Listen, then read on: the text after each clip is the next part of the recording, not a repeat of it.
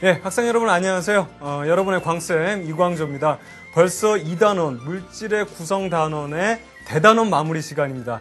오늘 여러분이 배웠던 내용들을 다시 한번 정리를 할 건데요. 여러분들이 알고 있는 내용들을 다시 한번 확인을 하고, 그리고 이 지금 단원의 내용들은 말이죠. 다음 단원, 화합물에서도 연결되는 내용들입니다. 그래서 이 단원들의 내용들을 정확하게 알아야 되거든요. 그래서 오늘 대단원 마무리 좀 집중해서 같이 공부를 하도록 하겠습니다. 자, 그러면 오늘 배울 내용 확인하겠습니다. 자, 오늘 수업 내용은 물질 간의 변천, 즉 지난 시간에 배웠던 내용들을 정리하는데 물질 간의 변천부터 해서 그 다음에 입자설과 연속설, 그 중요한 내용이라고 그랬죠. 입자설과 연속설을 우리가 다시 한번 구분해보고 원소와 주기율표, 즉 주기율표를 우리가 처음 배웠던 그런 내용이었습니다. 그래서 우리가 이제 원소와 주기율표에 대한 내용 다시 한번 정리하고, 원소와 주기율표 중에서 우리가 첫 번째로 배웠던 게 바로 금속과 비금속 원소였거든요.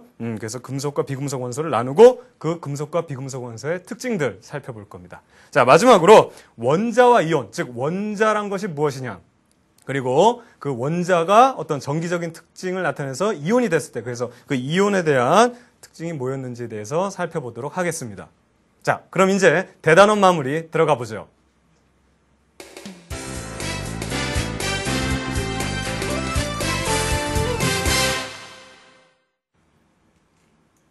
우리가 물체, 우리가 흔히 볼 수 있는 그 물체를 구성하는 게 뭐였죠? 그러니까 물질이었죠. 그러면 그 물질은 무엇으로 이루어졌느냐? 보다 근본적인 질문에 대한 역사적인 사실을 배우는 게 바로 물질 간의 변천이었죠. 자, 지금부터 물질 간의 변천 내용 다시 한번 우리 복습하도록 하겠습니다.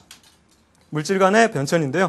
고대 시대의 이제 물질관을 살펴보면 첫 번째로 이제 1원소설이라 그랬죠. 모든 물질의 성분은 우리가 이제 기본 성분은 물이라 해가지고 요 물이라는 녀석 하나가 바로 모든 물질을 구성하고 있는 원소였다. 그래서 기본 원소였다는 거에서 한 가지 원소를 얘기해서 1원소설이었고요. 그 다음에 4원소설이 있었습니다. 4원소설은 우리가 물질의 기본 성분을 물, 불, 공기, 흙, 즉 이제 좀 더 확장을 해야지 설명이 이제 가능하더라 이겁니다. 그래서 네 가지의 기본 원소를 얘기를 했었고요. 그 다음에 입자설이 나타났죠. 데모크리토스가 아니다, 이런 것들이 아니라 모든 물질의 기본 성분은 더 이상 쪼갤 수 없는 작은 입자다. 그리고 그러한 입자를 우리가 원자라고 불렀다라고 얘기를 했습니다. 이어서 같은 4원소설인데요. 아리스토텔레스의 4원소설은 우리가 그 4원소설에다가 무엇이 더 추가가 됐죠? 그러니까 원소랑 똑같은데 섞이는 비율에 따라서 다른 원소로도 변경이 가능하다는 얘기였습니다. 자, 이렇게까지 해가지고 우리가 고대 물질관이 끝났습니다. 그러면 여러분들 선생님이 저번 시간에도 강조를 했었는데 이렇게 해서 끝났다는 얘기는 가장 누구의 이론이 고대에는 받아들여진 거죠? 그렇죠. 가장 마지막에 주장이 했던 아리스토텔레스의 4원소설. 즉, 모든 그 원소는, 즉, 4원소 4가지로, 모든 물질은 4가지 원소로 이루어져 있고, 얘네들이 또 바뀔 수 있다는 바로 요 아리스토텔레스의 4원소설이 바로 고대 물질간의 이제 종결이었죠. 자, 이어서 여러분들 보시면 그 중세시대로 넘어가죠. 중세시대 물질과는 바로 우리가 연금술이라고 그랬는데 보세요. 연금술은 값싼 금속을 인공적으로 기금속으로 바꾸는데, 그러니까 바꾸려고 노력했다는 건 뭐죠? 원소가 바뀔 수 있다는 거죠. 즉 아리스토텔레스가 얘기했던 내용을 그대로 전수받은 겁니다. 그렇죠? 아리스토텔레스가 내용한 그 얘기한 것을 그대로 전수받은 얘기가 되겠죠. 그러니까 여러분들 보시면 알겠지만 고대의 그 인정받는 학설 중에 아리스토텔레스의 학설이 인정을 받았기 때문에 중세시대에도 그걸 그대로 연결을 받은 거예요. 그러니까 사람들이 원소는 변화가 가능하구나 이렇게 생각을 하는 거죠. 자, 이어서 계속해서 보겠습니다. 보시면 실패는 했죠. 여러분들 아시겠지만 실패를 했지만 그 의의를 살펴보면 우리가 이제 금으로 만들려고 이제 굉장히 노력을 하면서 여러 가지 이제 물질들의 성질을 발견도 하고 또 다양한 실험 기구들이 발달했다는 얘기가 이제 나오게 되죠. 자, 이어서 우리가 이제 근대 물질관을 한번 살펴보겠습니다. 그러니까 우리가 이제 중세시대까지는 아리스토텔레스의 4원소설이 지배했다고 보면 되는 건데, 근대부터는 이제 그 아리스토텔레스의 4원소설을 반박하는 얘기들이 나오기 시작하죠. 첫 번째가 이제 보일의 원소설입니다.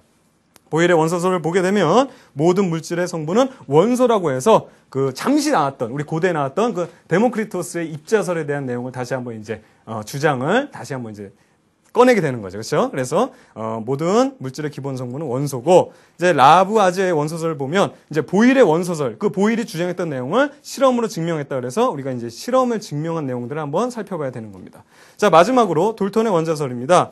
돌턴의 원자설을 살펴보게 되면 물질은 더 이상 쪼갤 수 없는 원자로 이루어졌다 그랬죠? 그래서 이 원자로 이루어졌다고 했는데 돌턴의 원자설이 바로 원자설, 즉 입자설에 대한 내용을 이제 최종적으로 이제 종결을 한 겁니다. 그렇죠? 그래서 돌턴의 원자설이 이제 최근에 우리가 배우는 내용 중에 맞는 학설이 되기 때문에 우리가 이제 돌턴의 원자설을 이제 최근의 이론으로 그래서 돌턴의 원자설 우리가 자세히 알아야 되는 겁니다.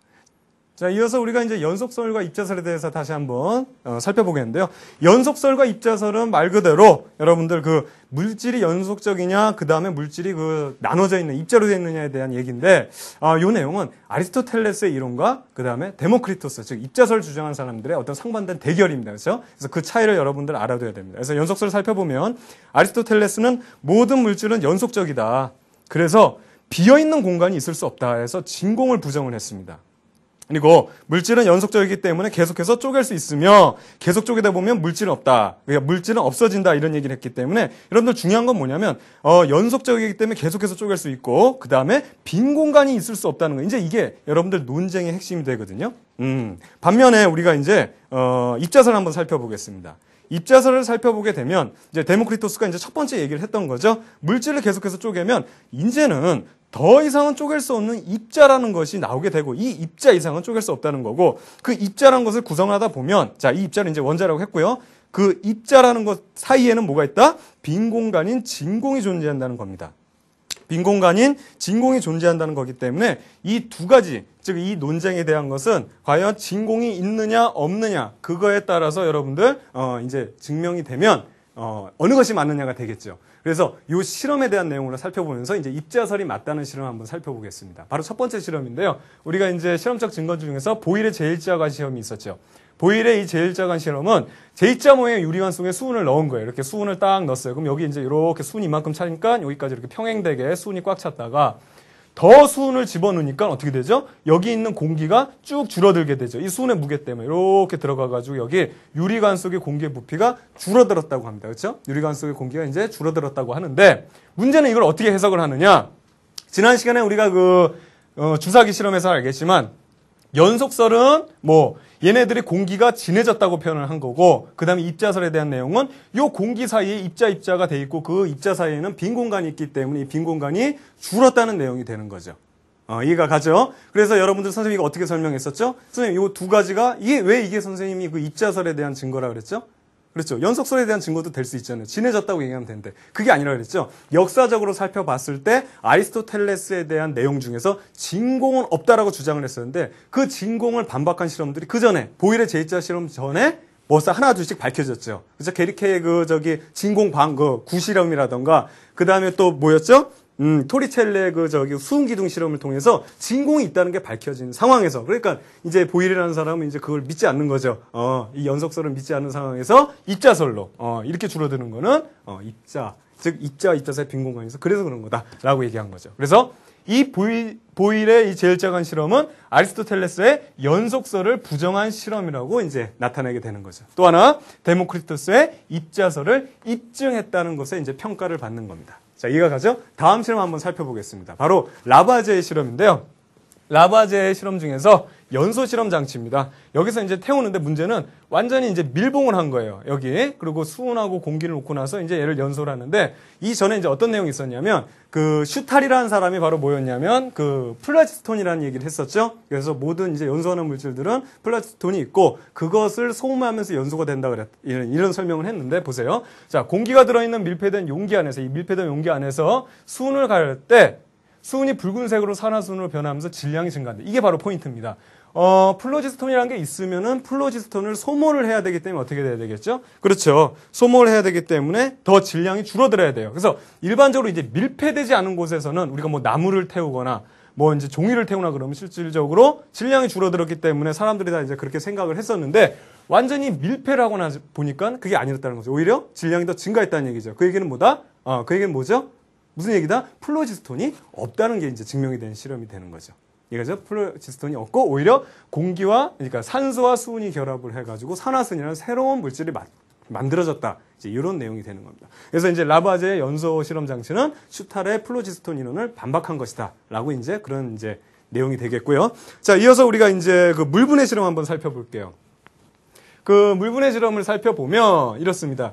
뜨겁게 달군 이제 주철관에 물을 통과시키면 물이 분해되어서 산소는 주철과 결합. 여기 주철관이라고 있고 긴 주철관에 뜨겁게 달구고요. 물을 붓게 되면 여기에서 철과 산소가 이제 결합을 하게 되죠. 철과 산소가 결합을 하게 돼가지고 산소는 여기서 이제 다 달라붙게 되고 그다음에 아직 미처 다 이제 달라붙지 못하거나 아니면 이제 그 분리가 안 된 이 수증기들은 냉각수를 통하면 다시 물로 다시 액화가 되고 나머지 산소가 달라붙고 거기서 이제 분해된 수소들이 가벼우니까 요 위에 와서 모이더라 이겁니다. 즉 이거는 어떤 의미를 가지고 있냐면 산소는 주철과 결합을 했고 수소가 직기병에 이제 모인다고 이렇게 되는데 직기병에 이제 모인다고 그랬는데 그 얘기 무슨 얘기냐면 즉 물이라는 것이 기본 원소라고 우리가 생각을 했는데 물이 뭐 더 이상 기본 원소가 아니란 거죠. 왜? 산소하고 또 뭐 수소랑 분리가 됐잖아요. 즉 물이 기본이 아니고 또 다른 기본들이 있다는 얘기죠. 그래서 이 라부아지에의 물분해 실험 장치는 뭐다? 물이 기본 원소가 아니라는 것을 증명한 실험입니다. 그래서 그거의 의의를 살펴보면 물이 수소산소로 분해되므로 원소, 기본 원소가 아니며 아리스토텔레스의 사원소설이 잘못되었음을 증명한다. 여러분들 이것도 왜 이론소설이 아니에요 그랬는데 앞서도 말했지만 사원소설이 종결자라 그랬잖아요. 그걸 다 포함해서 사원소설이 이제 그 당시에는 지배한 학설이었기 때문에 그거를 이제 반박하는 거죠. 그리고 아리스토텔레스도 물에 대한 얘기를 했었잖아요. 이해가 가죠? 자, 그래서 요 내용을 토대로 해가지고 우리가 이제 그 문제들을 한번 풀어보도록 하겠습니다. 여러분들 문제 1번인데요. 교재 1번 문제 풀어보면 이렇습니다. 물질의 근원에 대한 물질관과 주장하는 사람들을 옳게 연결한 것은이라고 돼 있죠. 그래서 그 물질을 한번 풀어보도록 하면 이렇습니다. 간단한 문제니까 선생님 한번 계속 풀어볼게요.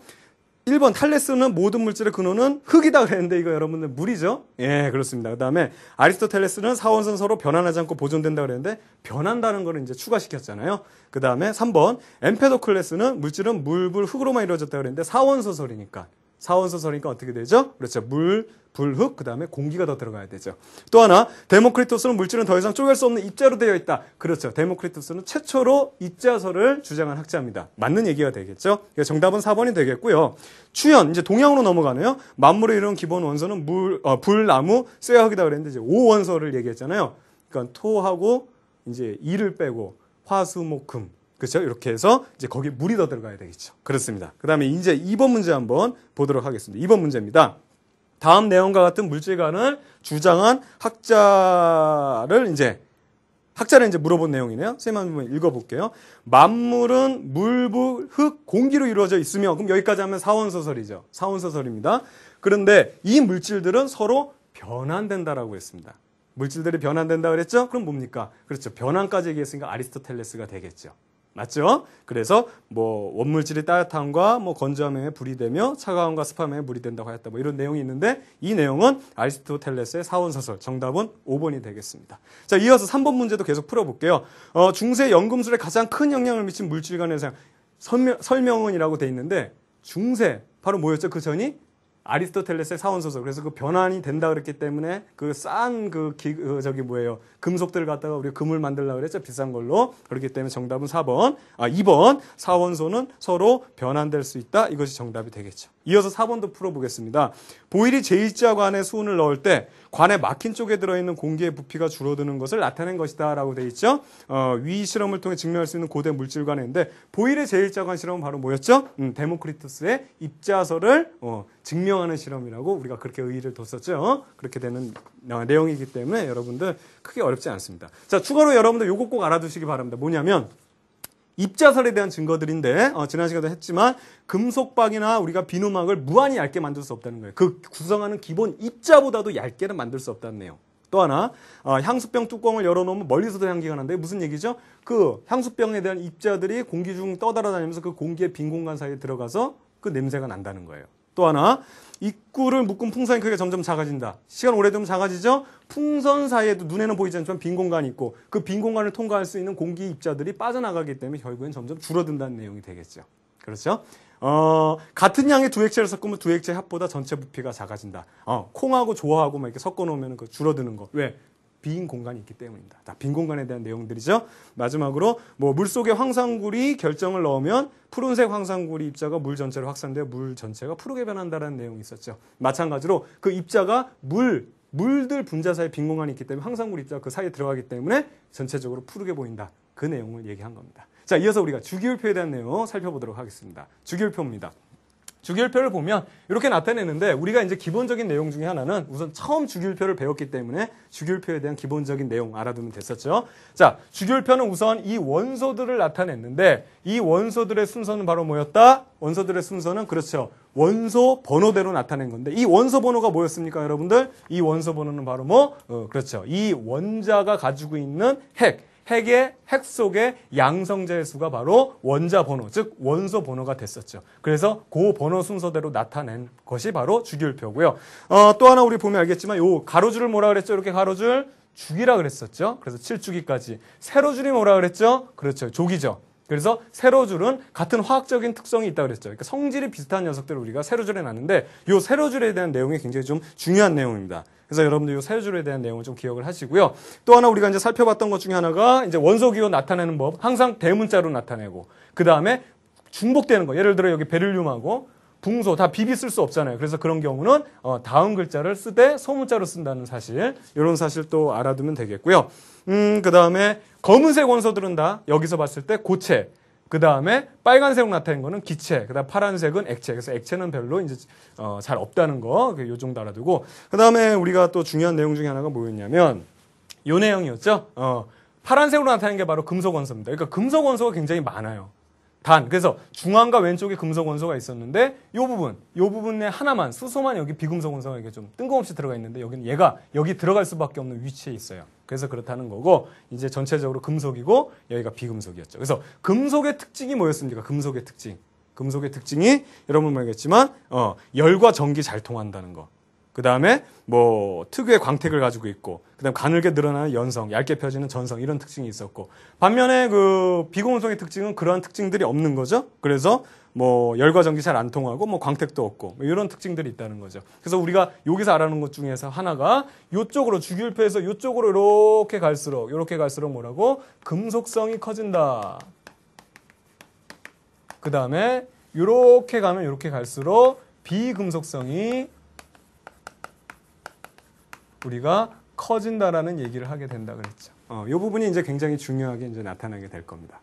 이해가 가시죠? 그래서 우리가 이 정도 알게 되면 우리 이제 금속, 비금속만 구분해도 우리 요 단원에 대한 이제 주기율표에 대한 거는 거의 많이 이제 알게 되는 거고, 우리의 목적을 달성한 겁니다. 또 하나, 그 원소 주기율표 20번까지 우리가 알아두라 그랬죠? 그 20번까지 알게 되면 여기 있는 전이원소 다 빠진다 그랬죠? 여러분 고등학교 때도 전이원소는 몇 가지 원소 빼고는 안 배웁니다. 그렇죠? 그리고 20번까지 하면 여기 4주기까지 그러면 주기율표가 확 줄어서 미니 주기율표로 바뀐다고 선생님 말씀드렸었죠? 예, 그렇게 하면 되겠죠. 그래서 여러분들 우리가 이제 여기까지 주기율표에 대한 내용을 배웠고요. 그 다음에 그 원소에 대한 내용 중에서 이제 원소를 구별하는 방법, 즉 불꽃 반응과 스펙트럼에 대한 내용을 우리가 알아보도록 하겠습니다. 불꽃 반응과 스펙트럼인데요. 불꽃 반응은 이렇게 됩니다. 여러분들 그 원소 중에서도 어떤 거? 중요한 거는 금속 원소를 우선 구별할 수 있는 실험이라는 거죠. 그래서 우리가 이제 그 금속 원소라는 사실을 꼭 알아들어야 되고, 자, 불꽃 반응의 장점은 여러분들 실험 방법이 굉장히 간단하고 적은 양으로도 확인이 가능하다는 사실이고요. 단점은요, 이게 불꽃에다 직접 태우는 건데 이 불꽃색이 안 나타나는 무색도 있고, 또 하나 같은 눈으로 봤을 때는 확인이 안 되는 같은 색깔의 불꽃을 띠는 원소들도 있기 때문에 우리가 그것을 확인할 수는 없다는 거죠. 그래서 모든 금속 원소의 불꽃색을 확인할 수는 없다는 거고, 비슷한 원소는 구분이 불가능하다는 여러분들 사실을 알아둬야 될 것 같습니다. 자, 그 다음에 우리가 이제 스펙트럼에 대한 얘기를 하겠는데요. 불꽃 반응의 빛을 이제 분광기라는 거, 빛을 나누는 그 분광기 프리즘 같은 걸 우리가 봤을 때 연속이 아니라 불연속적인 띠가 나타난다 그랬죠. 이 불연속적인 띠가 바로 이제 선 스펙트럼인데, 원소에 따라서 이 선 스펙트럼에 대한, 그렇죠? 이 선의 위치, 색깔, 굵기, 개수가 모두 다 다르다는 거죠. 그렇죠. 그래서 이게 완전 똑같으면 똑같은 원소고 이것이 다르면 다른 원소가 되는 겁니다. 이게 가장 정확한 우리가 이제 원소, 금속 원소를 알 수 있는 실험 방법이고 또 하나 우리가 또 알아야 되는 것 중에 하나가 뭐냐면은 여러분 금속 원소의 불꽃색이 비슷하여도 얘는 구별이 안 될 때도 정확하게 구분할 수 있기 때문에 금속 원소를 구분할 수 있는 가장 이제 최종적인 문제가 되게 되는 거죠. 자, 그 다음에 우리가 이제 돌턴의 원자설을 또 살펴보도록 하겠습니다. 돌턴의 원자설인데요. 그 돌턴의 원자설은 여러분 이 네 가지가 굉장히 중요합니다. 특히 여러분들 이 말뿐만 아니라 그림하고도 같이 이게 연결이 돼야 돼요. 그래서 그림도 반드시 알아야 되는데 우선 뭐 물질은 뭐 쪼갤 수 없는 원자, 즉 원자는 더 이상 쪼갤 수 없다는 내용이고 또 하나 같은 종류의 원자는 즉 같은 원자들은 크기나 질량이 같다는 얘기죠. 근데 언제 종류가 달라지게 되면 이제 다른 녀석이니까 크기와 질량도 다르다. 그다음 세 번째 보면 화학 반응에서 원자는 없어지거나 그러니까 없어지지도 않고 새로 생기지도 않는다는 내용이죠. 또 다른 원자로 변하지도 않는다라는 얘기죠. 이런 내용입니다. 자, 네 번째로는 원자들이 결합하여서 어떤 물질을 만들 때 항상 일정한 그러니까 그냥 마구잡이로 되는 게 아니고 일정한 비율을 통해서 만들어진다는 거죠. 예를 들어서 우리가 물이라는 건 H2O로 쓰죠. 항상 물이 되려면 수소라는 녀석이 수소라는 녀석이 두 개가 있어야 되고 산소는 하나만 결합돼야 된답니다. 이게 만약에 잘못되면 이건 물이 아니라는 거죠. 그러니까 요 규칙은 항상 언제나 다 이제 변동이 없이 항상 이렇게 만들어져야 된다는 얘기거든요. 예, 반드시 알아둬야 되고요. 또 하나 중요한 건 이제 돌턴의 원자설 수정상을 알아둬야 됩니다. 자, 돌턴의 원자설 수정상은 첫 번째 뭐냐면 더 이상 쪼갤 수 없는 원자로 되어 있는 이 원자 자체도 뭘로 구성이 되어 있었죠, 여러분들? 뭘로 되어 있었어요? 그렇죠. 원자 핵과 전자. 또 그 핵은 또 뭐 양성자와 중성자 이렇게 되어 있었죠. 그러니까 얘가 쪼개질 수 없는 게 아니라 원래 그 또 세부적으로 구성하는 녀석들이 있기 때문에 쪼갤 수 있다는 얘기죠. 그래서 원자는 원자핵과 전자로 이루어져 있다. 이런 식으로. 또 하나 같은 종류의 원자는 크기와 질량이 같다 그랬는데 같은 종류의 원자는 크기는 같아요. 근데 질량이 다른 녀석이 있다 그랬죠. 우리 이걸 뭐라 그랬죠? 동위원소라고 한다 그랬죠. 이 동위원소가 발견됐습니다. 쌤 지난 시간에 그 우라늄 같은 녀석인데 238하고 235의 질량을 가진 녀석이 있었죠. 그게 동위원소예요. 그래서 235라는 녀석만 핵폭탄을 만들 수 있는 재료가 된다 그랬잖아요. 그렇죠? 이것이 바로 동위원소에 대한 설명이라서 질량이 다른 원소, 즉 동위원소가 발견됐다는 사실을 여러분들이 반드시 알고 있어야 되는 내용입니다. 자, 이어서 우리가 이제 문제를 계속해서 한번 풀어보도록 하겠습니다. 여러분 교재 58쪽에 있는 5번 문제인데요. 한번 보죠. 원소에 대한 설명은 옳지 않은 것은 이라고 돼 있는데 물질을 탈 때는 새로운 원소가 생긴다라고 했습니다. 이거 새로운 원소가 생기면 되나요, 안 되나요? 돌턴의 원자설의 위배가 되죠. 그렇죠? 그러니까 새로운 원소가 생기면 안 되죠. 그래서 이게 틀린 얘기 바로 나오네요. 그렇죠? 그다음 2번. 원소는 물질로 있는 기본 성분들. 이게 바로 원소에 대한 정의였습니다. 그렇죠? 그 다음 3번. 화학적인 방법으로 더 이상 분해할 수 없다. 그렇죠. 화학적인 방법으로 더 이상 분해할 수 없는 것이 바로 원소였죠.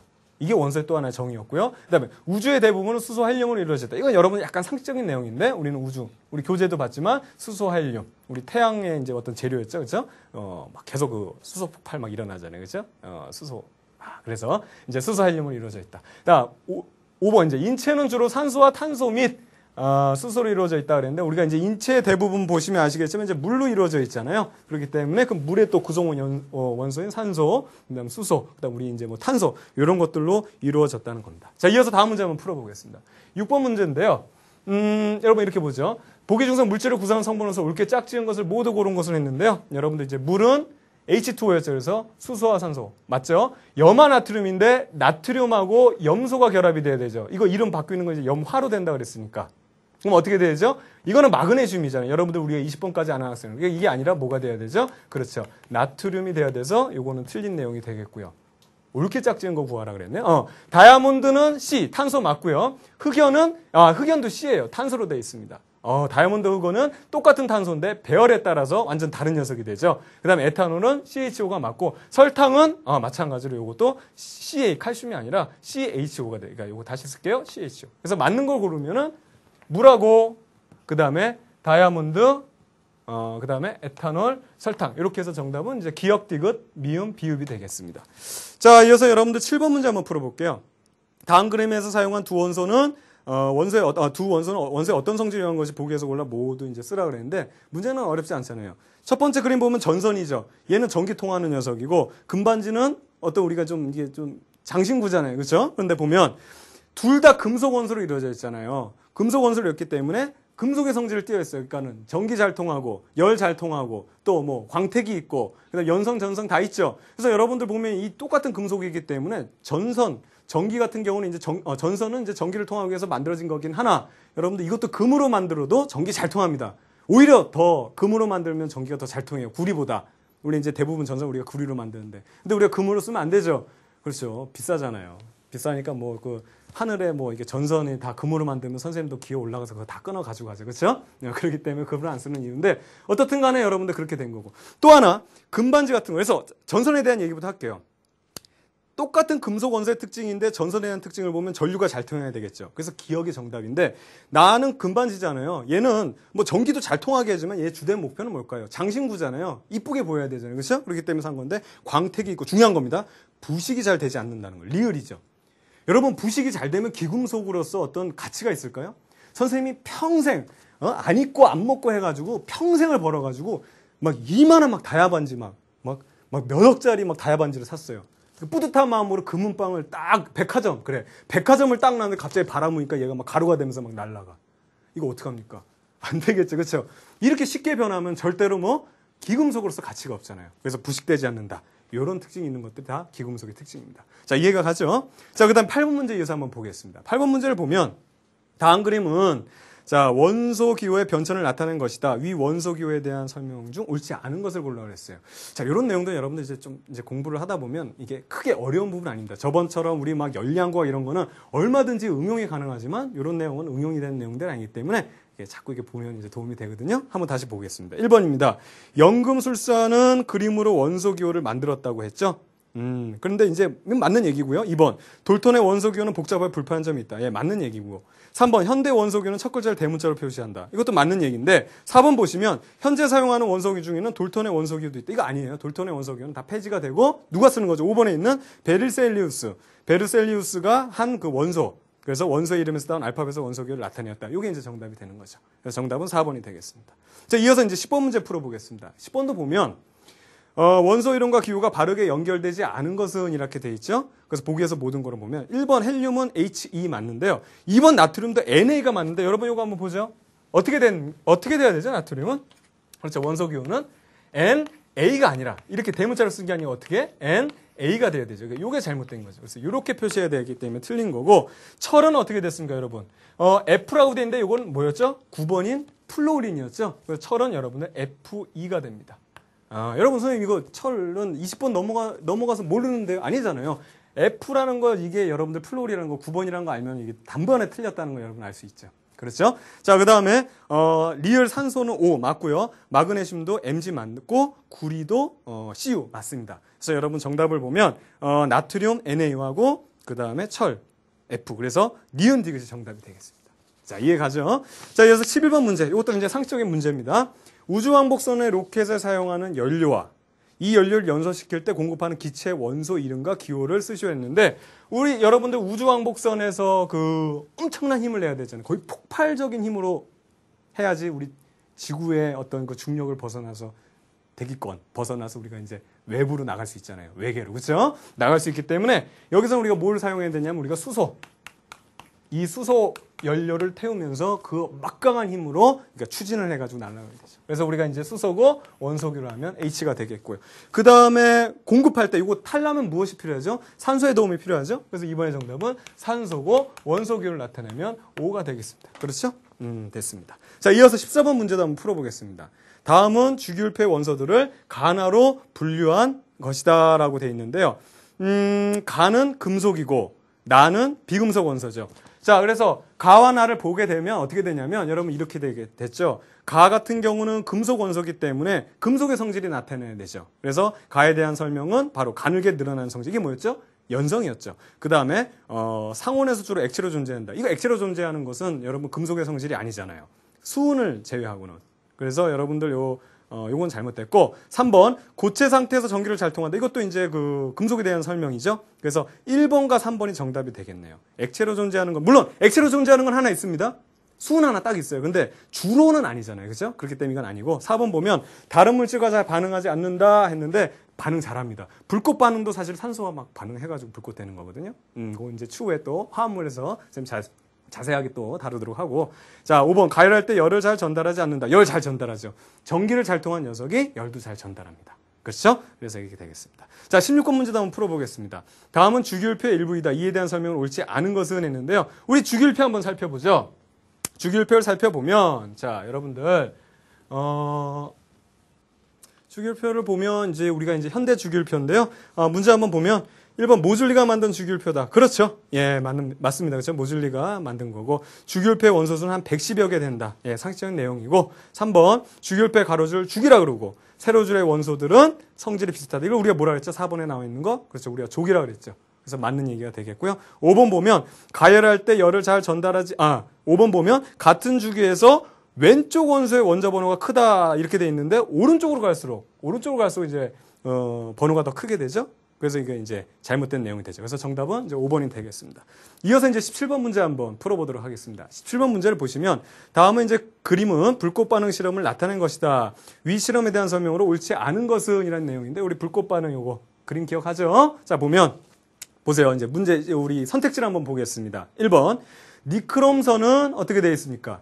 겉불꽃에 넣는다 그랬는데 겉불꽃이 훨씬 더 산소의 공급도 좋고 불이 세기 때문에 그 불꽃 색깔이 더 잘 보인다 그랬죠? 또 무색이고. 자, 또 하나 우리가 알아야 되는 것 중에 하나가 뭐냐면은 그렇습니다. 염화리튬과 질산리튬의 2번입니다. 염화리튬과 질산리튬의 붉은색을 나타낸다 그랬는데 보세요. 불꽃 반응 우리말로 돼 있죠, 지금. 이 화합물들이. 그러면 금속 원소는 우리말에 있을 때는 뒤에 들어간다 그랬죠. 그래서 리튬과 리튬이에요. 염화 리튬이건 질산 리튬이든 금속 원소는 리튬입니다. 그러니까 색깔이 같아야 되죠? 그리고 붉은색도 맞습니다. 그래서 2번도 정답이 되겠고요. 그 다음에 3번 보면 황산 스트론튬과 염화 리튬은 이 실험에서 구분하기 힘들다 그랬는데 스트론튬과 리튬의 불꽃색이 둘 다 뭐였죠? 같은 붉은색이었죠. 그러니까 어떻게 구분이 어려운 거죠. 예, 맞는 얘기가 되겠습니다. 4번 보겠어요. 니크롬선은 묽은 염소에 씻어서 불순물을 제거한다. 실험할 때마다 또 같은 실험을 반복할 때는 이 니크롬선을 바꾸지 않는 한 자꾸 이게 씻어가지고 그 불순물을 제거해야 되겠죠. 5번입니다. 같은 비금속을 포함한 물질의 불꽃색은 서로 같다 그랬는데 지금 이 불꽃 반응은 뭐였죠? 그렇죠. 금속 원소를 구분하는 방법이기 때문에 여러분들이 이 금속 원소에 대한 구분법이라는 사실을 알아야 되죠. 그래서 여러분들 정답을 보면 5번이 정답이 되겠네요. 그렇죠? 자, 여러분들 이어서 이제 원자 이온에 대한 내용 살펴보도록 하겠습니다. 원자에 대한 이용인데 우선 원자는요. 물질을 구성하는 이제 기본 입자라고 했죠.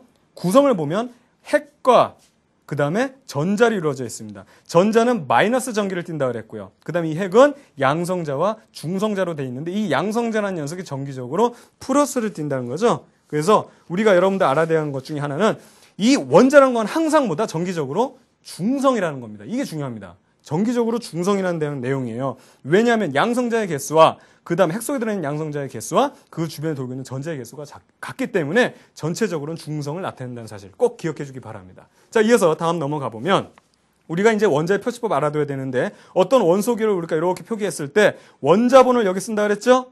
그렇죠. 그 다음에 뭐냐? 여기가 이제 질량수라고 합니다. 이 질량수는 자, 다시 한번 요 원자 번호부터 얘기할게요. 이 원자 번호가 뭐였죠? 여러분들? 그렇죠. 그 양성자수죠. 핵 속에 들어있는 양성자수를 의미하고 질량수는 그 원자의 질량은 뭐죠? 결국에는 핵의 질량이잖아요. 그럼 핵은 뭘로 돼 있어요? 핵은 뭘로 돼 있어요? 그렇죠?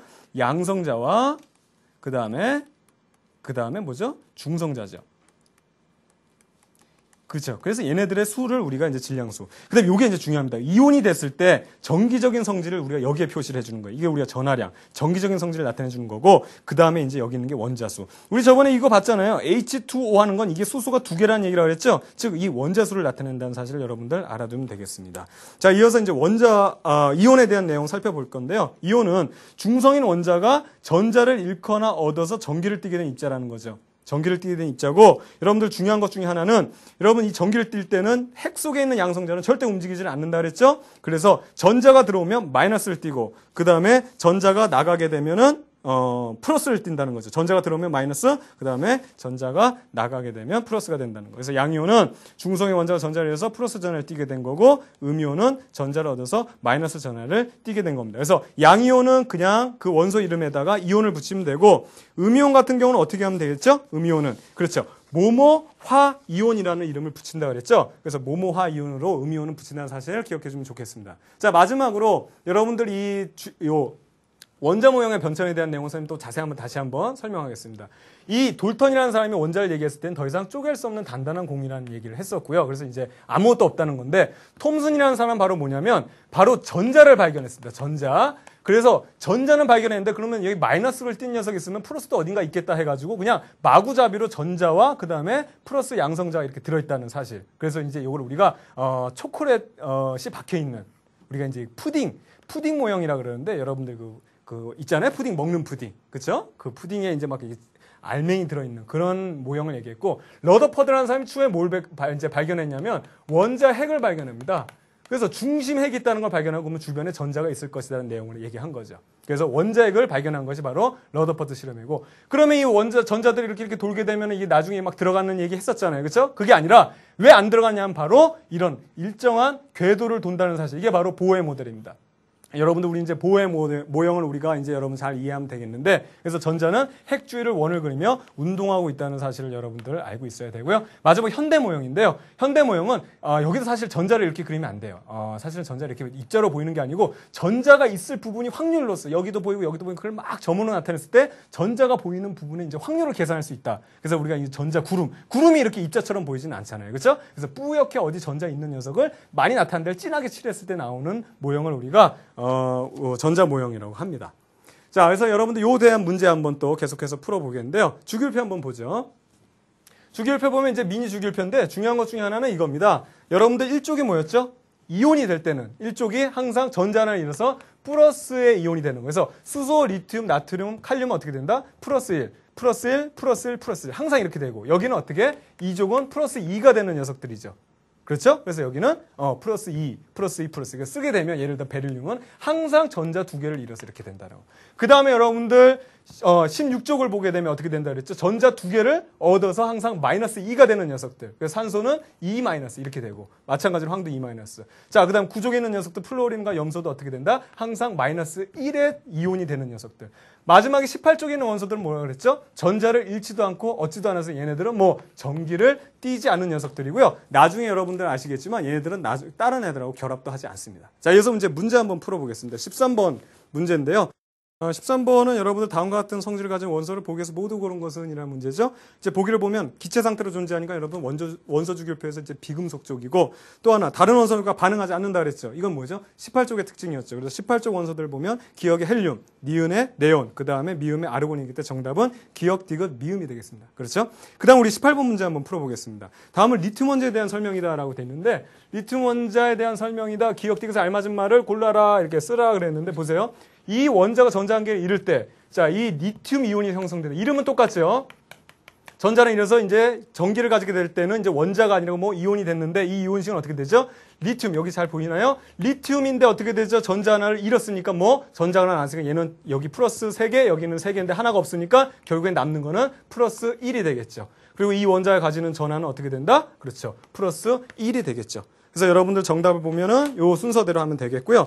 그 다음에 여러분들 21번 문제 한번 풀어보겠습니다. 21번 보면 다음 그림과 같은 과정으로 생성되는 입자를 고르면 했는데, 그림 잘 보면 어떻게 돼요? 전자 한 개를 얻었죠. 얘는 보세요. 우선은 중성이 원자인데 전자를 얻었으니까 얘는 마이너스 1의 성질을 가져야 되기 때문에 전체적으로 마이너스 1이 되는 이온을 찾으면 되죠. 그럼 여기 플러스 1, 플러스 2, 마이너스 1. 이게 정답이 되겠네요. 그렇죠? 이렇게 풀면 되고요. 자, 여러분들 여기까지 해서 대단원 정리 마무리했습니다. 지금까지 배웠던 내용들 한번 확인해 보시고요. 또 많은 문제들 있고 질문사항 있으면 게시판 있죠? 게시판을 확인해서 게시판에서 여러분들 그 질문 Q&A 올리기 바랍니다. 고생 많았고요. 저는 여러분의 광쌤 이광재였습니다. 다음 시간에 또 만나도록 하겠습니다. 자, 수고하셨습니다.